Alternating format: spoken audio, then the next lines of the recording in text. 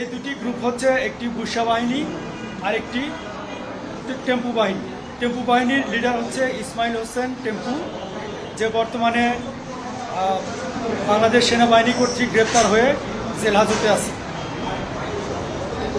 উক্ত গোলাগুলির ঘটনায় র্যাব চট্টগ্রাম ও চট্টগ্রাম মেট্রোপলিটন পুলিশ যৌথ অভিযান পরিচালনা করে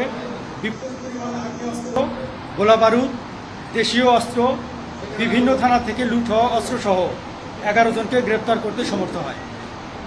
এ সময় ঘটনাস্থল থেকে শহীদুল ইসলাম প্রকাশ দুষ্যা কৌশলে পালিয়ে যায়। র্যাব চট্টগ্রাম উক্ত গোলাগুলির ঘটনার রহস্য উদ্ঘাটন ও জড়িতদের আইনের আওতায় নিয়ে আসতে গোয়েন্দা নজরদারি ও ছায়া তদন্ত শুরু করে। নজরদারির এক পর্যায়ে র্যাবে বিদ্যমান তথ্য প্রযুক্তির মাধ্যমে আমরা জানতে পারি যে বুরসা চাঁদগাঁওয়ে অবস্থিত ফিনলে সাউথ সিটি শপিং সেন্টারে মোটরসাইকেল যোগে আগমন করছে।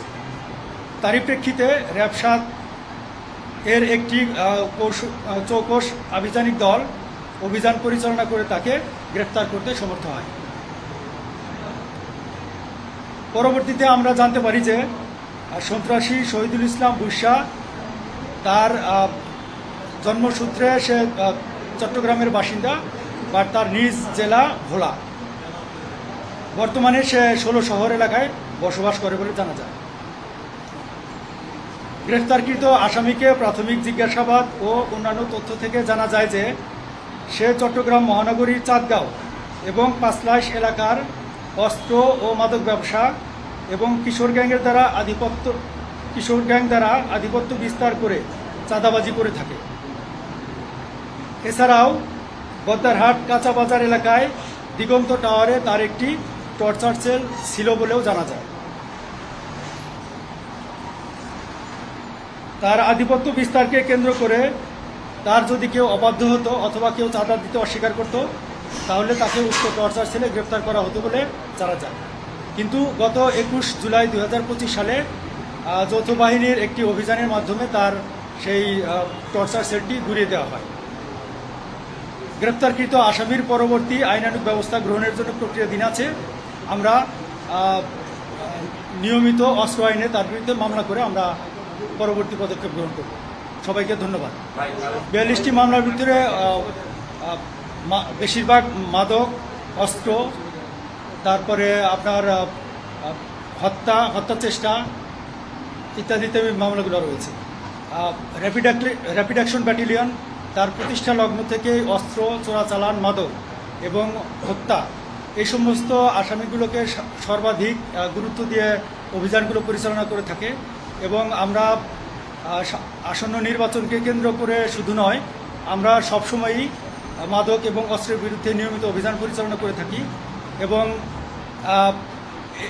এই চলতি মাসেও আমরা বিভিন্ন অভিযান পরিচালনা করেছি এবং আমরা 3টি অস্ত্র উদ্ধার করতে সমর্থ হয়েছি। এবং তার আগের মাসে আমরা 4টি অস্ত্র উদ্ধার করেছি এবং আমাদের অন্যান্য অভিযান নিয়মিতভাবে পরিচালিত হয়ে আসছে।